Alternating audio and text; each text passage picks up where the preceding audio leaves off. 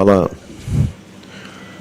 గత కొన్ని సంవత్సరాలుగా ఈ మేనిఫెస్టో ప్రజల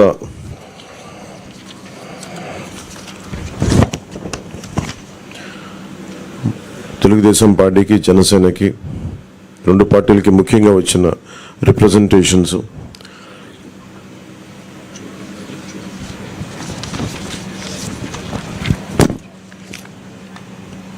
ముందుగా మేము మా ఉమ్మడి మేనిఫెస్టోని ఒకసారి చూపించి రిలీజ్ చేసిన తర్వాత మాట్లాడతాం.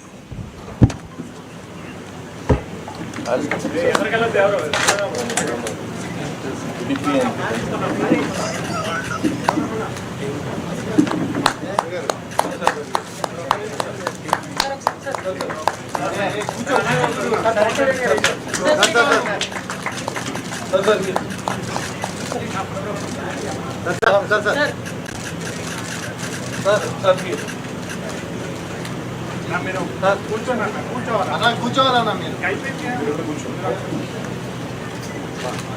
భాస్కర్ గారు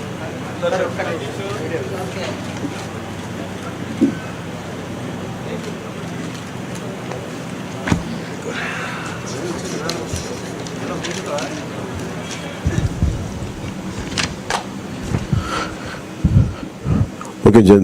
తెలుగుదేశం పార్టీకి జనసేన పార్టీకి వారి యోగంలో వచ్చిన రిప్రజెంటేషన్స్, అలాగే జనవాణి కార్యక్రమంలో వచ్చిన వినతులు కానీ, ఆన్లైన్లో వచ్చిన సూచనలు కానీ, అందరికీ రెండు పార్టీలకు వచ్చిన సూచనలని క్రోడీకరించి ఈ మేనిఫెస్టో తయారు చేయడం జరిగింది.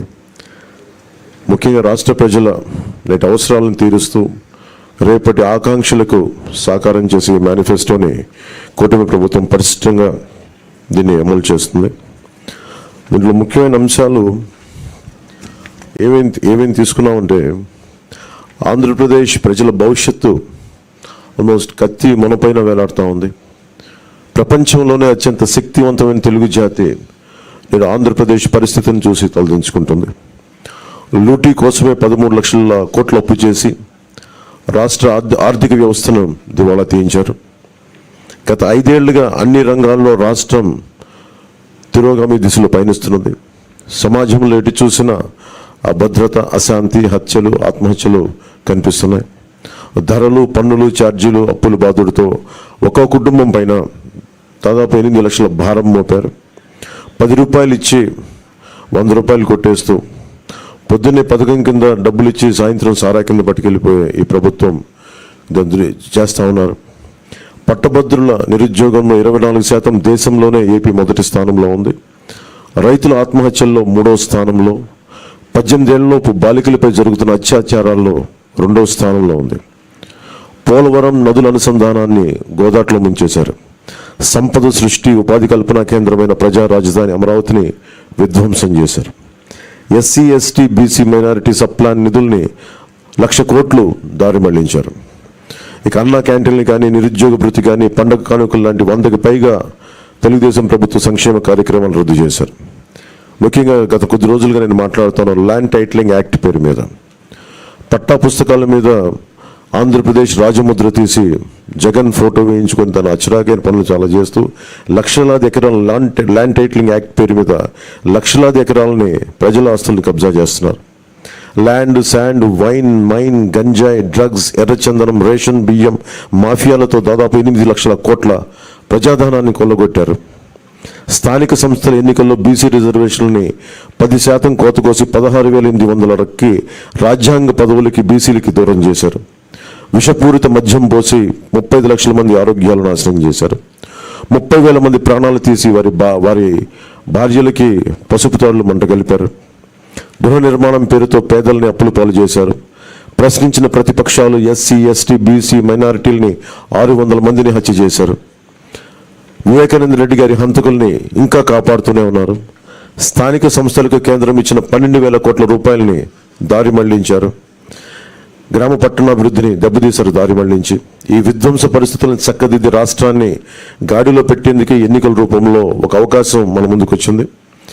ఈ విధ్వంస పాలన సాగనంపి స్వర్ణాంధ్రను నిర్మించుకోవడానికే మా కూటమి అభ్యర్థులకి ఘన విజయం చేకూర్చాల్సిన అవసరం ప్రతి ఓటరు పైన ఉన్నదని విజ్ఞప్తి చేస్తున్నాం.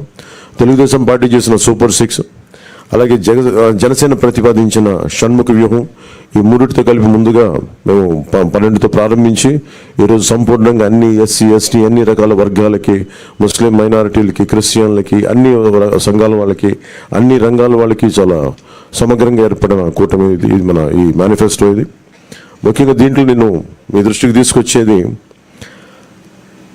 యువతకి 20 లక్షల ఉద్యోగాలు ఈ 5 సంవత్సరాల్లో, అలాగే నెలకి మనకి 3,000 రూపాయలు నిరుద్యోగ భృతి, స్కూల్కి వెళ్ళే ప్రతి విద్యార్థికి ఏడాదికి 15,000 రూపాయలు, ప్రతి రైతుకి ఏటా 20,000 ఆర్థిక సాయం, ప్రతి మహిళకి నెలకి 1,500 రూపాయలు 19 సంవత్సరాల నుంచి 59 సంవత్సరాల వరకు, ప్రతి ఇంటికి ఏడాదికి ఉచితంగా 3 గ్యాస్ సిలిండర్లు, మహిళలకి ఉచిత బస్సు ప్రయాణం,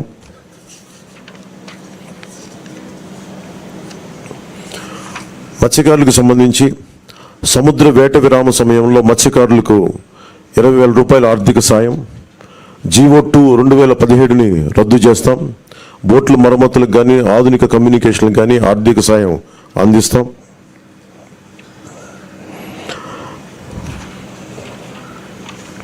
ముఖ్యంగా ఆర్యవైశ్య సంక్షేమానికి, ఆర్యవైశ్య కార్పొరేషన్కి తగు మేరకు నిధులు కేటాయింపు, చిరు వ్యాపారాలకు వడ్డీ లేని రుణాల సౌలభ్యం, స్వేచ్ఛాయుత వాతావరణంలో వ్యాపార నిర్వహణకు పటిష్ట చర్యలు, ముఖ్యంగా కన్యకా పరమేశ్వరి అమ్మవారి ఆత్మార్పణ దినోత్సవాన్ని అధికార కార్యక్రమంగా చేపడతాం.